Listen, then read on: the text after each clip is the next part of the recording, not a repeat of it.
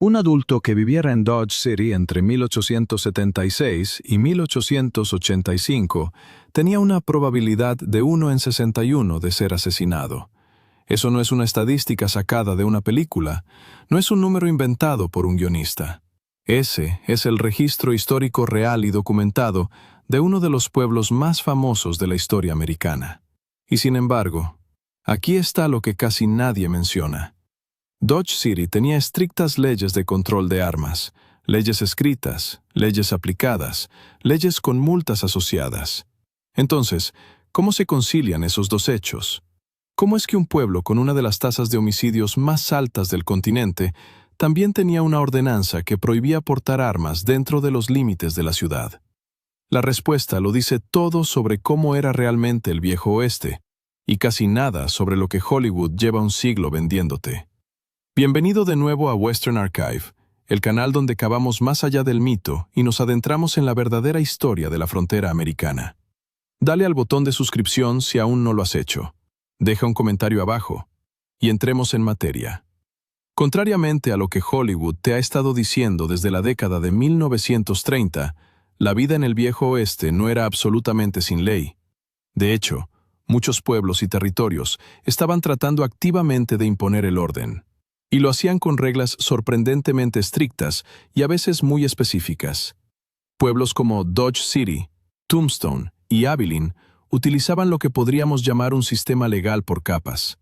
Había duras ordenanzas municipales a nivel local, una jerarquía claramente definida de agentes de la ley, y por encima de todo eso, un concepto que los historiadores llaman justicia popular, al que volveremos más adelante. La base de la civilización en los llamados pueblos ganaderos era un conjunto de códigos municipales diseñados específicamente para suprimir el desorden. Y la razón es más simple de lo que podrías pensar. El orden era bueno para los negocios. Los hombres que dirigían estos pueblos, los comerciantes, los dueños de hoteles, los especuladores inmobiliarios, querían que las familias se instalaran allí. Querían que llegaran los inversores. Un pueblo donde los tiroteos ocurrían todos los martes por la tarde era terrible para el valor de las propiedades. Así que escribieron leyes. Leyes de verdad. Y algunas de esas leyes son absolutamente extraordinarias. Empecemos por la más famosa, porque es la que más directamente contradice todo lo que has visto en una película del oeste. En muchos de los pueblos ganaderos más célebres, portar un arma dentro de los límites de la ciudad estaba estrictamente prohibido. No desaconsejado, no mal visto, prohibido, con sanciones. En Dodge City, la ordenanza número 67 prohibía portar cualquier arma peligrosa, incluyendo pistolas y navajas, en cualquier lugar dentro del pueblo. La multa por infracción era de hasta $100 en la década de 1870. Piensa lo que significaban $100 cuando un vaquero ganaba 25 al mes. Esos son 4 meses de salario. Los visitantes que entraban al pueblo tenían que dejar sus armas en el hotel o en la oficina del alguacil. A cambio recibían una ficha, esencialmente un recibo de su arma, y no la recuperaban hasta que se marchaban. ¿Eliminó esto la violencia? Claramente no. ¿Recuerdas la estadística de 1 en 61 del principio? Pero es absolutamente fundamental entender la diferencia entre un pueblo que no tenía reglas y un pueblo que las tenía pero que a veces se incumplían o se aplicaban de manera deficiente. Son cosas muy distintas. Las ordenanzas sobre armas no eran las únicas leyes vigentes. Los pueblos ganaderos tenían lo que a veces se llamaban leyes azules, regulaciones sociales que gobernaban el comportamiento público. Bailar en público estaba prohibido pasada la medianoche. El juego estaba prohibido los domingos. Disparar al aire durante las celebraciones. Esa imagen clásica de Hollywood de los vaqueros disparando al cielo era en realidad ilegal en la mayoría de los pueblos constituidos. Y luego están las leyes que parecen casi imposibles de creer. Algunos pueblos tenían ordenanzas que prohibían a los ciudadanos llevar helado en el bolsillo trasero del pantalón. La lógica era práctica, aunque extraña. Un bulto en el bolsillo trasero se parecía a un terrón de azúcar, y podrías atraer inadvertidamente el caballo de otra persona. Si esta ley se aplicó alguna vez es otra cuestión. Bañarse en los abrevaderos públicos del ganado estaba prohibido. Escupir en las aceras era una infracción sancionable, Y en Tombstone, y esto sí está genuinamente documentado, a los hombres con bigotes se les podía negar la entrada a ciertas iglesias bajo el argumento de que el vello facial estaba asociado con el vicio y la criminalidad. Sí, en serio. Hablemos ahora de las personas responsables de hacer cumplir todo esto. La estructura de la aplicación de la ley en el Viejo Oeste estaba más organizada y era más compleja de lo que la mayoría de la gente imagina. Había 3 niveles distintos, con jurisdicciones y poderes muy diferentes. A nivel local estaba el Marshal Municipal, un funcionario nombrado que respondía ante el alcalde o el consejo municipal, no ante ninguna autoridad superior. Su trabajo era simple en teoría y brutal en la práctica. Mantener el orden dentro del pueblo, recaudar los impuestos locales y gestionar la cárcel municipal.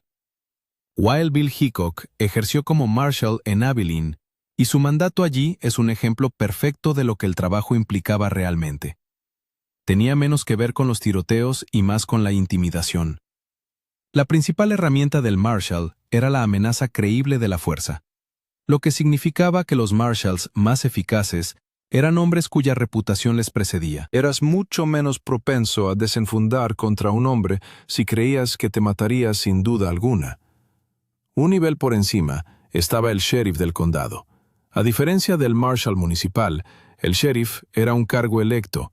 Tenía jurisdicción sobre todo el condado, no solo los límites del pueblo, y sus responsabilidades eran considerablemente más amplias. Los sheriffs recaudaban los impuestos del condado, servían a los tribunales y mantenían el orden en un territorio que podía abarcar miles de kilómetros cuadrados. Y de forma crucial, tenían un poder del que carecían los marshals municipales: la capacidad de convocar un posse comitatus, término latino que significa fuerza del condado, lo que les permitía nombrar a cualquier ciudadano apto para ayudar a perseguir criminales. Esta era la base legal de esa imagen clásica del western, el sheriff cabalgando con un grupo de hombres armados del pueblo. Vale la pena señalar también que el cargo de sheriff del condado podía ser extraordinariamente lucrativo. Solían quedarse con un porcentaje de los impuestos que recaudaban, además de honorarios por la entrega de documentos legales. Un sheriff en un próspero condado ganadero no era un hombre pobre. En la cima de la jerarquía estaba el Marshal de los Estados Unidos, nombrado no por ninguna autoridad local, sino directamente por el presidente de los Estados Unidos. Los Marshals federales tenían jurisdicción sobre territorios enteros y eran responsables de hacer cumplir la ley federal. Su trabajo era en parte dramático: cazar a los forajidos más peligrosos, rastrear fugitivos a través de las fronteras territoriales, y en parte, profundamente burocrático. Los Marshals federales realizaban censos, entregaban proclamas presidenciales a asentamientos remotos, transportaban prisioneros federales a través de cientos de kilómetros de terreno abierto. El trabajo combinaba elementos de aventura fronteriza con montañas de papeleo. ¿Y qué ocurría cuando se infringían las normas? ¿Cómo era realmente el castigo en la frontera? Si un criminal podía ser entregado a un tribunal oficial, el proceso era relativamente estándar. Pero los tribunales oficiales en el oeste del siglo XIX eran escasos. Podían reunirse solo unas pocas veces al año. Podían estar a un día entero de camino. Mientras tanto, algo había que hacer. Y las comunidades desarrollaron sus propios mecanismos. El término linchamiento evoca en el imaginario moderno violencia de masas, y a veces eso era exactamente lo que era. Pero los historiadores han documentado que una parte significativa de lo que se llamó ley de Lynch en la frontera era en realidad algo mucho más estructurado, algo más cercano a un tribunal comunitario. Un tribunal popular típico tenía elementos reconocibles de justicia formal. Se elegía un juez presidente, normalmente un ciudadano respetado, un antiguo abogado si había uno disponible. Se reunía un jurado de 12 hombres locales. Se llamaba a testigos y se escuchaba su testimonio.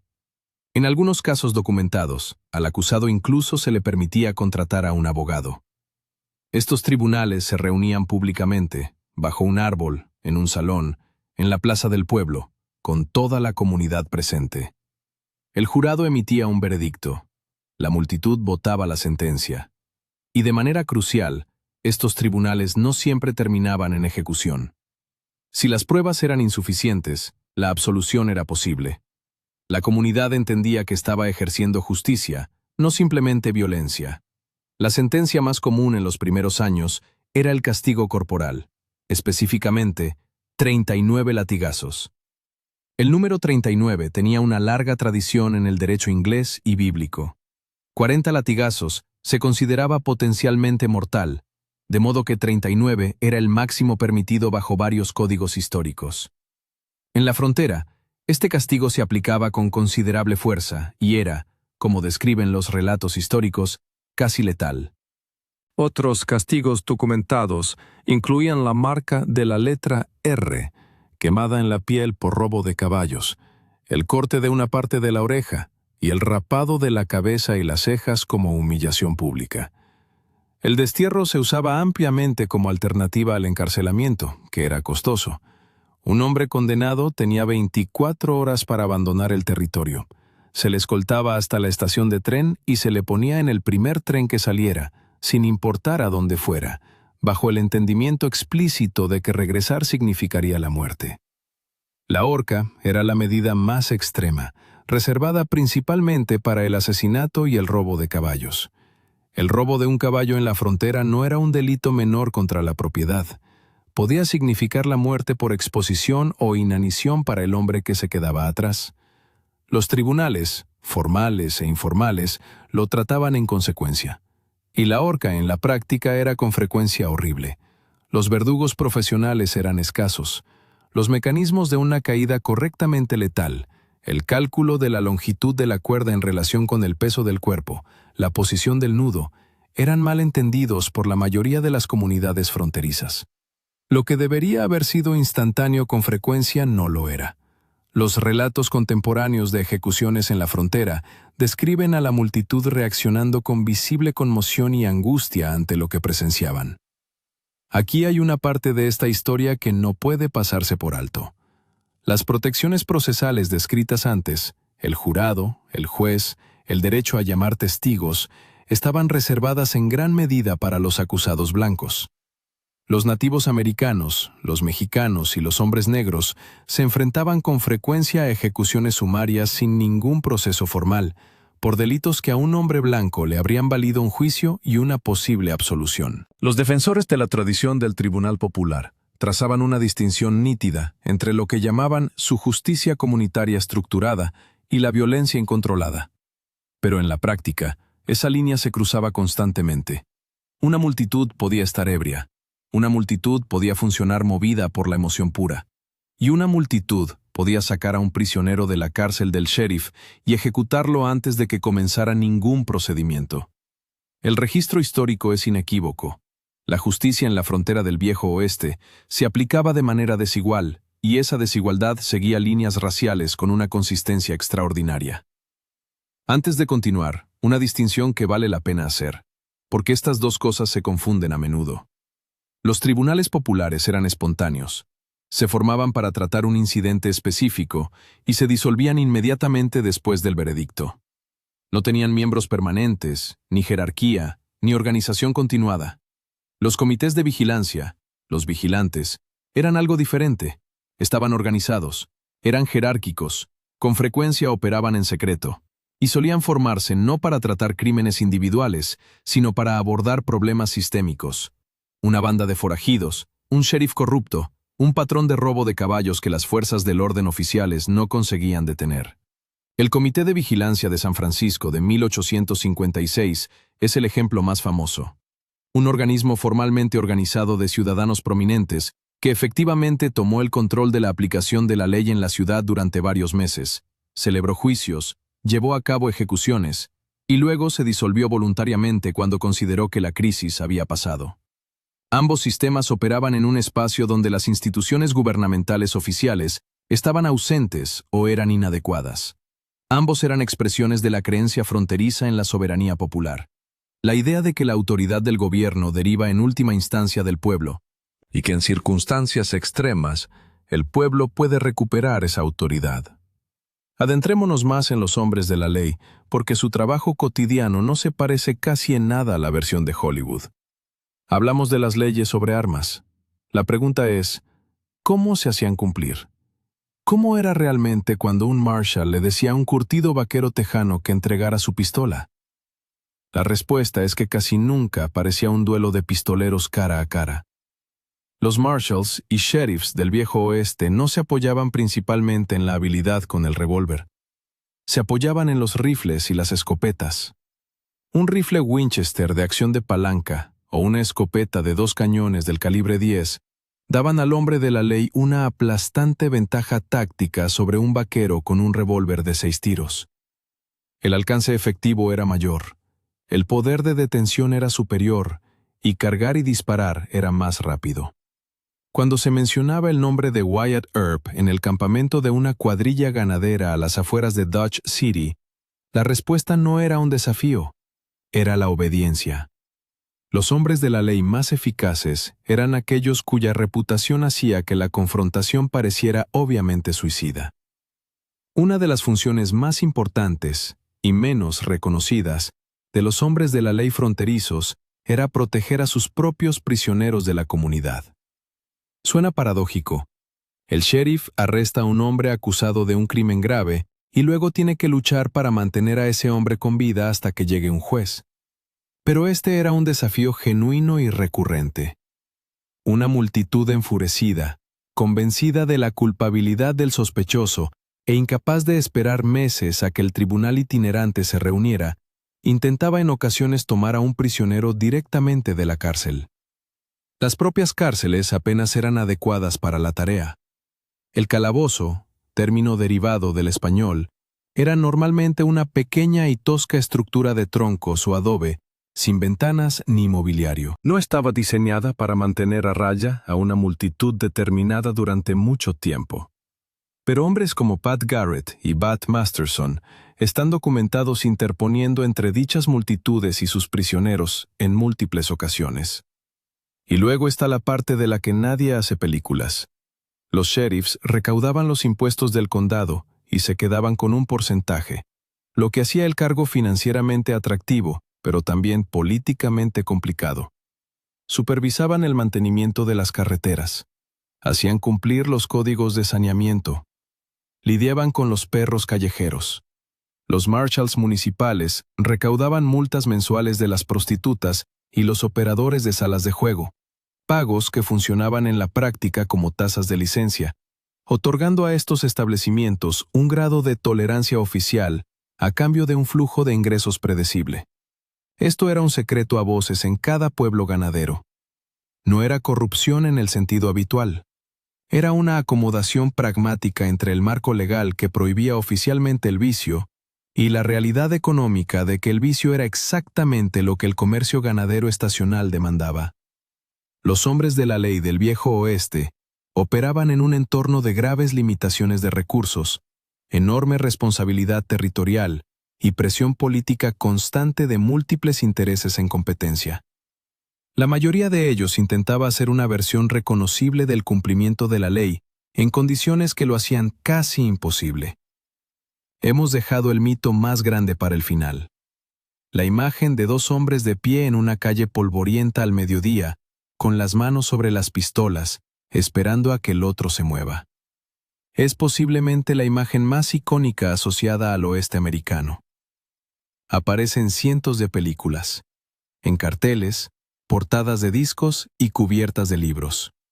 Y es casi completamente ficticia.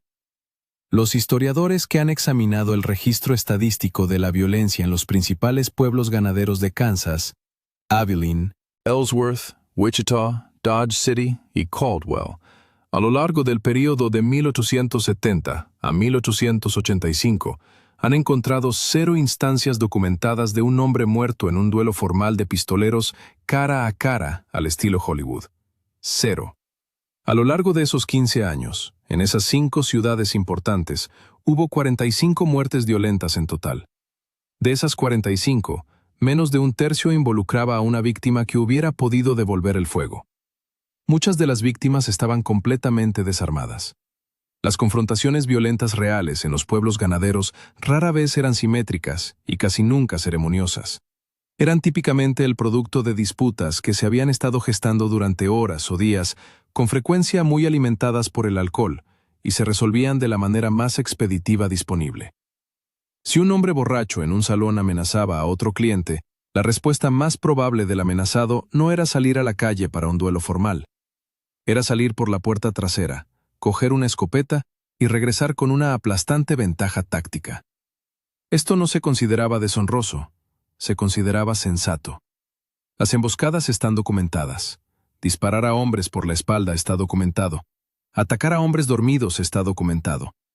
La palabra que no aparece en los relatos históricos serios sobre la violencia fronteriza es honor. La preferencia de los hombres de la ley por los rifles y las escopetas sobre los revólveres no era solo cuestión de alcance y potencia. Era la realidad fundamental de que una pistola es un arma terrible a cualquier distancia superior a unos pocos metros. Especialmente cuando las manos no están firmes, la luz es escasa y el objetivo se mueve. El propio Wyatt Earp está documentado prefiriendo la escopeta en situaciones peligrosas. Bud Masterson escribió sobre la inferioridad práctica del revólver para la mayoría del trabajo policial. No eran hombres modestos respecto a sus habilidades. Eran hombres que conocían su oficio. Sin embargo, sí hubo un incidente documentado que se acerca más a la imagen de Hollywood, y es el que los novelistas de centavo de la época tomaron y amplificaron hasta convertirlo en un mito universal.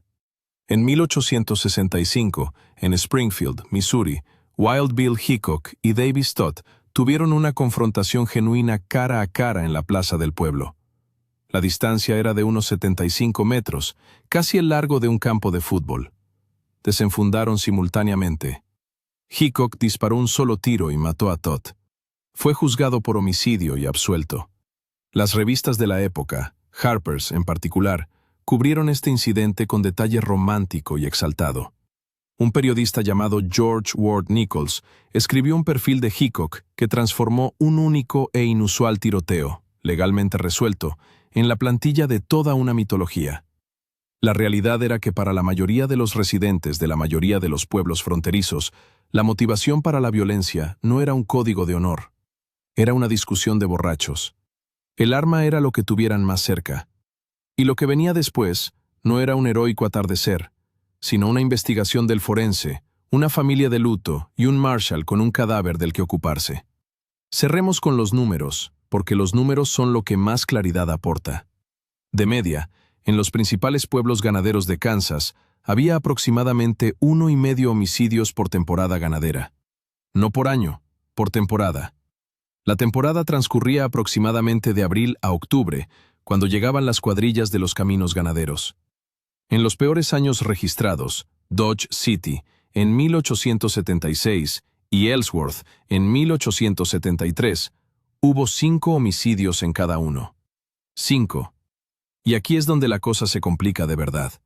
5 asesinatos en un pueblo de unos pocos cientos de personas produce una tasa de homicidios per cápita que parece extraordinaria según los estándares modernos. Un adulto residente en Dodge City entre 1876 y 1885 se enfrentaba a una probabilidad de 1 en 61 de ser asesinado durante ese periodo. Para comparar, la tasa de homicidios en las ciudades americanas modernas consideradas de alta criminalidad oscila generalmente entre 1 en 5,000 y 1 en 10,000 por año. Dodge City era genuinamente más peligrosa según esa medida, pero las cifras absolutas eran diminutas, y la violencia casi nunca era el combate coreografiado, honorable y simétrico de las películas. Era caótica, era unilateral, y la cometía con más frecuencia un pequeño número de reincidentes, en lugar de estar distribuida aleatoriamente entre la población.